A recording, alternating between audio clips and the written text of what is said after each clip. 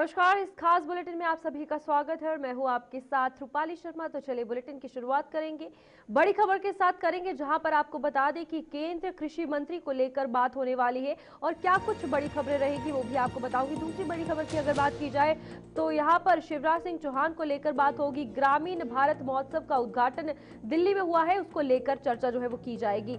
UP में अखिलेश यादव ने अहम बैठक बुलाई है, उसको लेकर भी अगले आधे घंटे में चर्चा होगी।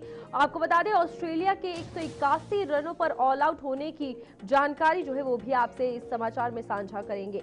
तो ये बड़ी खबरें जो है वो रहने वाली है और इस पर चर्चा जो है वो की जाएगी। फिलहाल ये बड़ी खबरें हैं जिन पर चर्चा की जानी है। और सबसे पहले बड़ी खबर की अगर बात की जाए तो आज केंद्रीय कृषि मंत्री की राज्यों के कृषि मंत्रियों के साथ बातचीत है।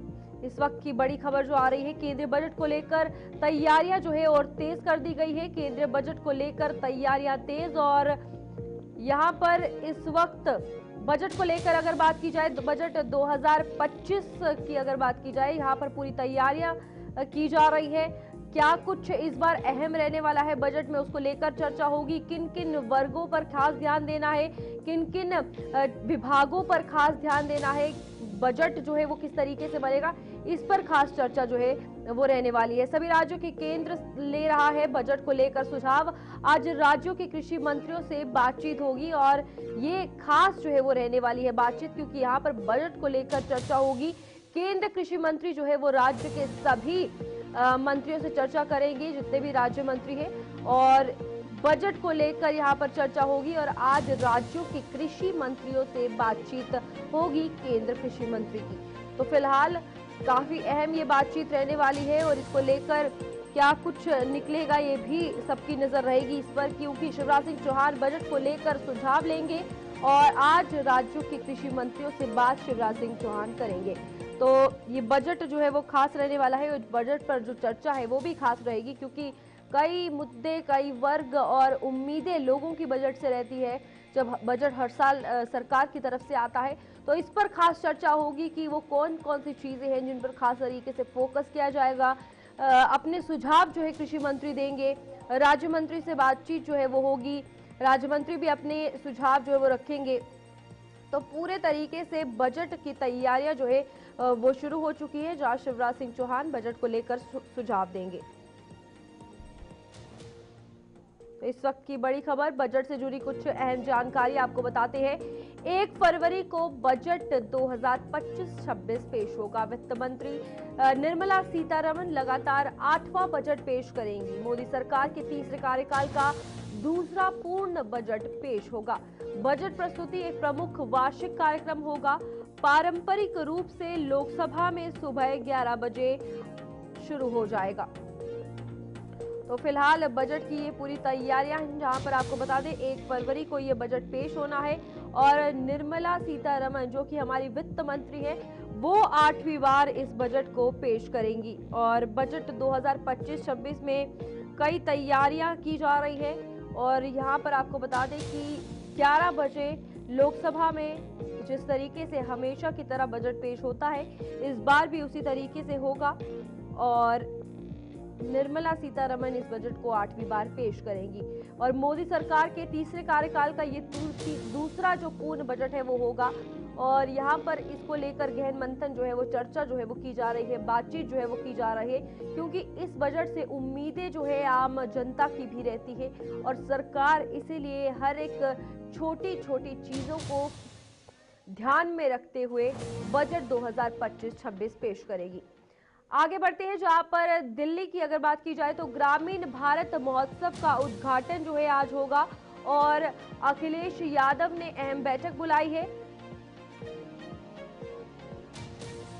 तो फिलहाल यहां पर आपको बता दें कि बात की जाए भारत मंडपम में ग्रामीण भारत महोत्सव 2025 की अगर बात की जाए तो फिलहाल ये महोत्सव का उद्घाटन होने वाला है और साफ तौर पर दिल्ली की अगर बात की जाए तो आज पीएम मोदी इस महोत्सव का उद्घाटन करेंगे। समृद्ध सांस्कृतिक विरासत का ये प्रदर्शन होगा और आज पीएम मोदी इसका उद्घाटन करने वाले हैं और भारत मंडपम में ग्रामीण भारत महोत्सव 2025 पीएम मोदी जनसभा को संबोधित भी करेंगे और उद्घाटन जो है आज इसका दिल्ली में किया जाएगा। आपको बता दें पीएमओ ने जानकारी दी है कि प्रधानमंत्री नरेंद्र मोदी 4 जनवरी सुबह 10:30 बजे के करीब दिल्ली के भारत मंडपम में ग्रामीण भारत महोत्सव 2025 का उद्घाटन करने पहुंचेंगे। यानी कुछ ही देर में महोत्सव का उद्घाटन होगा। पीएम मोदी वहां पर पहुंचेंगे और बता दें इस अवसर पर पीएम मोदी एक जनसभा को संबोधित भी करेंगे। तो भारत मंडपम में ग्रामीण भारत महोत्सव का आयोजन जो है वो होने जा रहा है। कुछ ही देर में प्रधानमंत्री नरेंद्र मोदी वहां पर पहुंचेंगे, इसका उद्घाटन जो है वो किया जाएगा। और आपको बता दें कि यहाँ पीएमओ की तरफ से ये जानकारी आई है कि 10:30 बजे दिल्ली के भारत मंडपम में ये ग्रामीण भारत महोत्सव का आयोजन होना है। उद्घाटन पीएम मोदी करेंगे और कई विशेष चर्चाएं संबोधन के दौरान जो है वो की जाएगी। यहाँ पर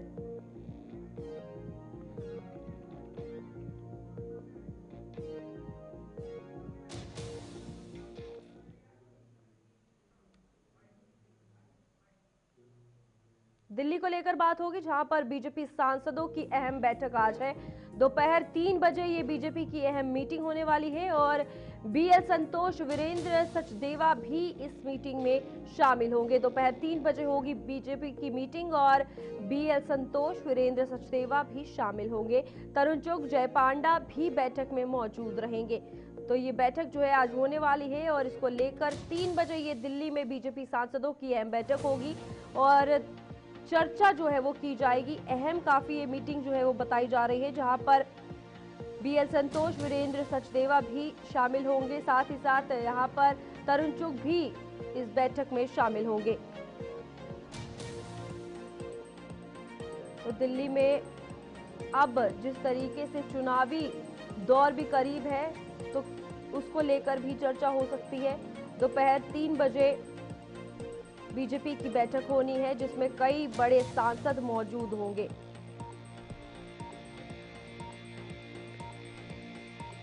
तो यहाँ पर आपको बता दें कि बीजेपी में अगर बात की जाए तो दिल्ली चुनाव को लेकर आज बीजेपी का महामंथन जो है वो देखने को मिलेगा, जहां प्रदेश के अध्यक्ष के समेत दिल्ली के सभी सांसद मौजूद रहेंगे। दिल्ली विधानसभा चुनाव को लेकर 2025 को लेकर आज बीजेपी की अहम बैठक होगी, जहां पर कल पीएम मोदी ने आगाज जो है वो कर दिया है चुनावी प्रचार प्रसार का। कल रैली जो है वो की गई और इसमें आज मीटिंग 3 बजे की जानी है, जहां पर कई सांसद मौजूद होंगे और प्रदेश अध्यक्ष दिल्ली के वो भी मौजूद होंगे। आपको बता दें इस बैठक में दिल्ली चुनाव की रणनीति पर चर्चा होगी और दिल्ली विधानसभा चुनाव को लेकर ये आज बैठक होनी है। इस बैठक के लिए दोपहर 3 बजे का समय तक तय किया गया है और इस बैठक में राष्ट्रीय संगठन महामंत्री बीएल संतोष, प्रदेश अध्यक्ष वीरेंद्र सचदेवा, प्रदेश संगठन महामंत्री पवन राणा, राष्ट्रीय महामंत्री तरुण चुग, चुनाव प्रभारी जय पांडा शामिल होंगे।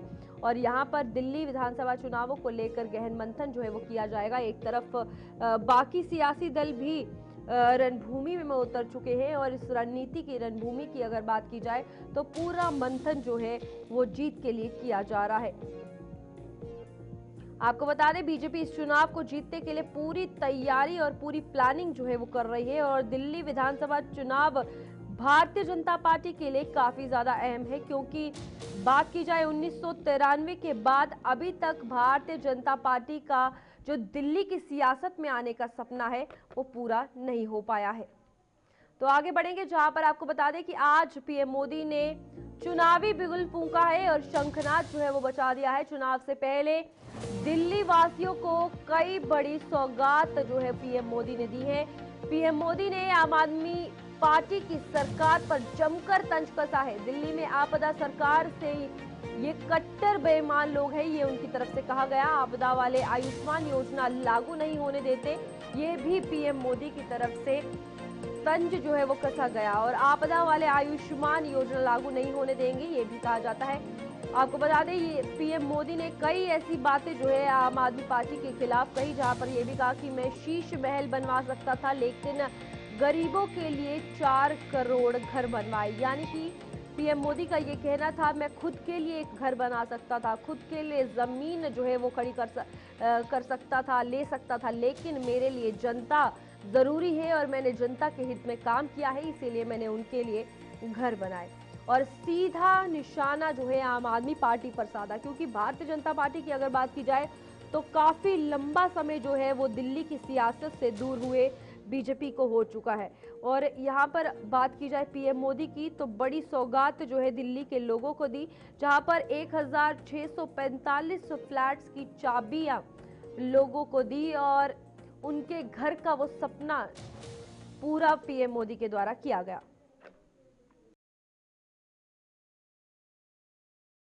दिल्ली की अनेकों कॉलोनियों को रेगुलर करके भाजपा सरकार ने लाखों लोगों की चिंता दूर की है।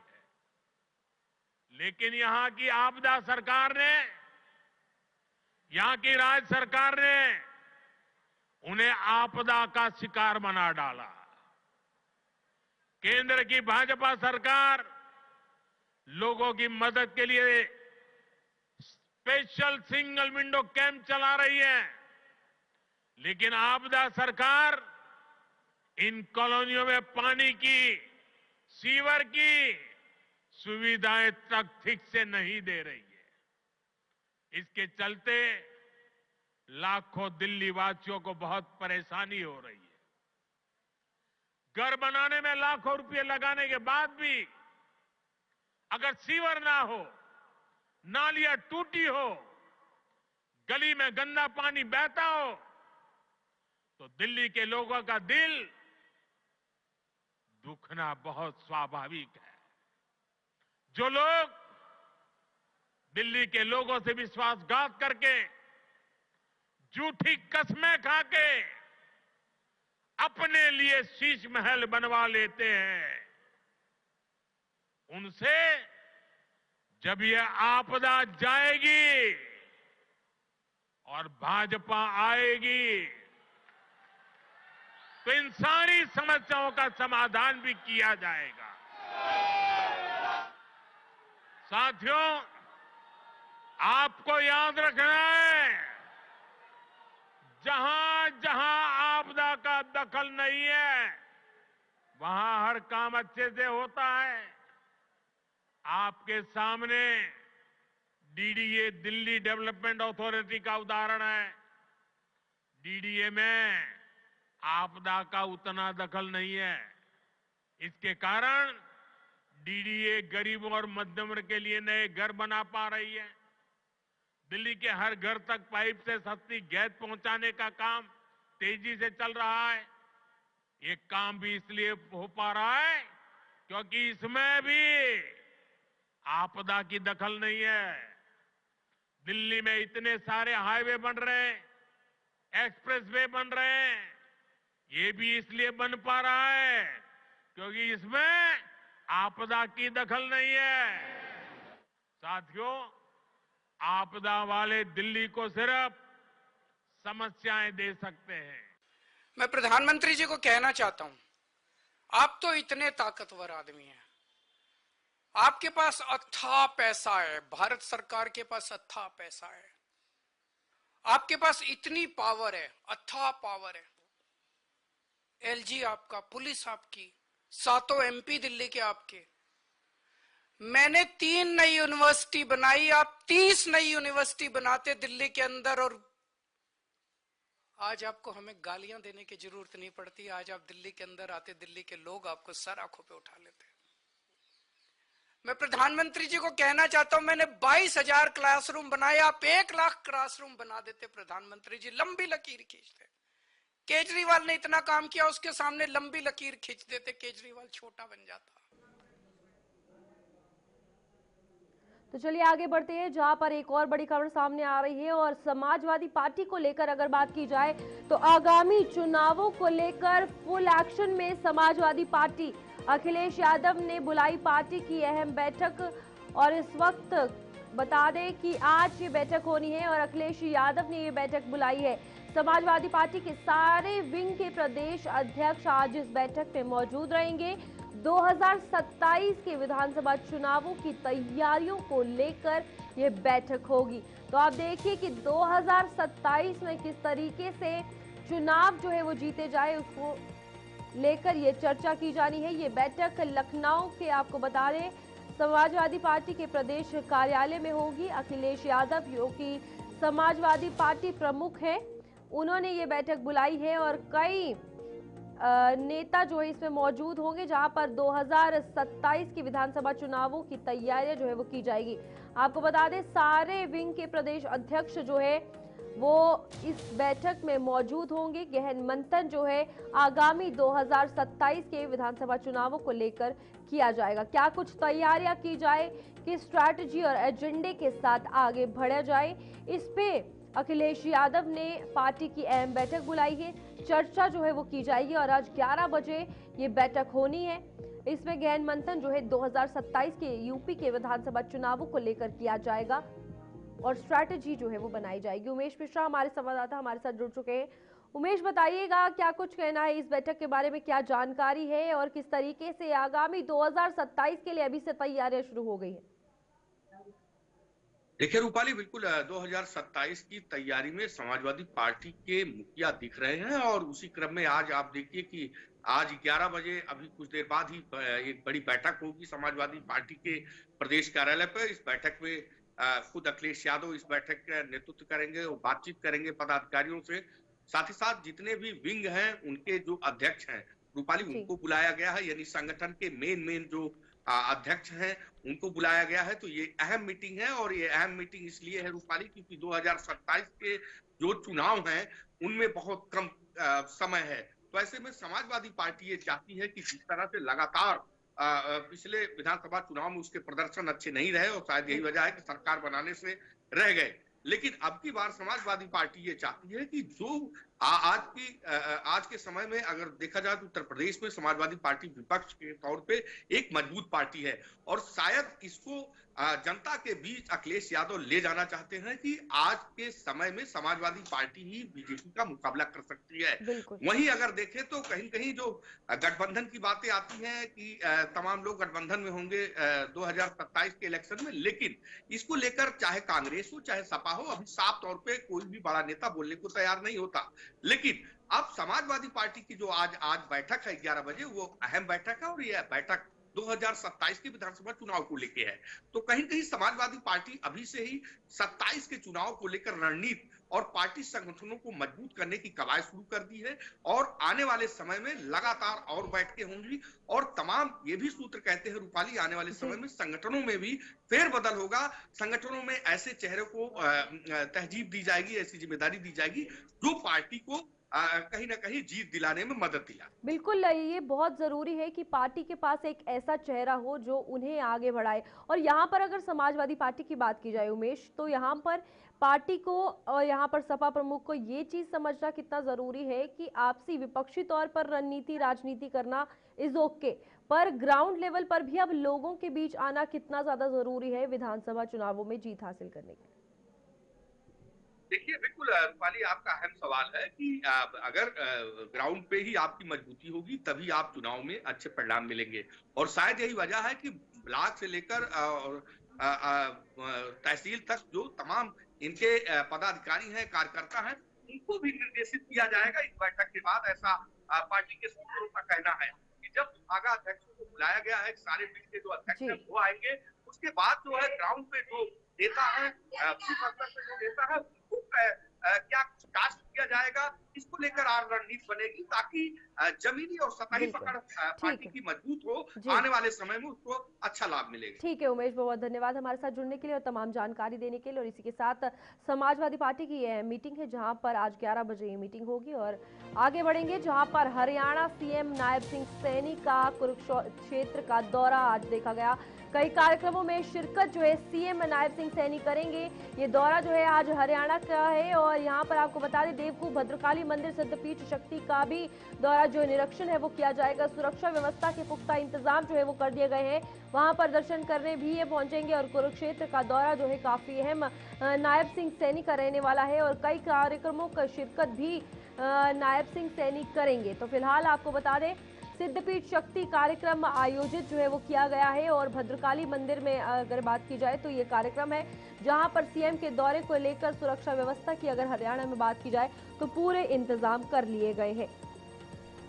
और कई कार्यक्रम जो है कुरुक्षेत्र में होने वाले हैं। और हरियाणा की अगर बात की जाए तो पलवल का भी दौरा सीएम करेंगे और सीएम जिला स्तरीय युवा मोर्चा में शिरकत करेंगे। ये अलग अलग कार्यक्रम है। खेल मंत्री भी कार्यक्रम में मौजूद रहेंगे। तो यहाँ पर नायब सिंह सैनी के साथ आपको बता दें कि खेल मंत्री मौजूद रहेंगे। पलवल का दौरा जो है उनके द्वारा किया जाएगा। कुरुक्षेत्र का ये दौरा है जहां पर कई कार्यक्रमों में सीएम नायब सिंह सैनी शिरकत करेंगे और जिला स्तरीय युवा मोर्चा में करेंगे शिरकत सीएम नायब सिंह सैनी। खेल मंत्री भी कार्यक्रम में मौजूद और अहम ये दौरा कुरुक्षेत्र के लिए रहने वाला है क्योंकि आज कई कार्यक्रमों में सीएम मुख्यमंत्री नायब सिंह सैनी जो है वो जाने वाले हैं। यहाँ पर उनके साथ खेल मंत्री भी मौजूद रहेंगे। तो यहाँ पर सीएम जिला स्तरीय युवा मोर्चा का कार्यक्रम है उसमें भी शिरकत करेंगे। और यहाँ पर अगर बात की जाए भद्रकाली मंदिर की तो वहां पर भी कार्यक्रम में जाया जाएगा। तो चलिए इस बुलेटिन में इतना ही। जुड़े रहिए हमारे साथ। नमस्कार।